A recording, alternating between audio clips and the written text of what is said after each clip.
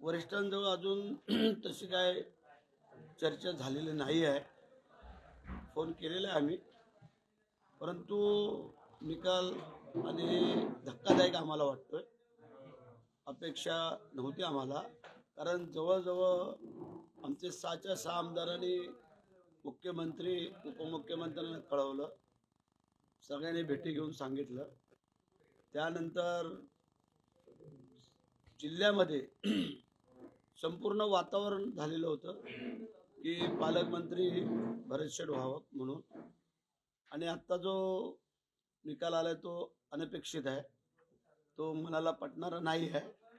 परंतु ठीक आहे, आता जे काय आमचे नेते एकनाथ शिंदे साहेब जो निर्णय घेतील, जो असेल तो आम्हाला मान्य करावा लागेल, कारण ते आमचे नेते आहेत. त्यांच्या नेतृत्वाखाली आम्ही सगळेजण काम करतोय.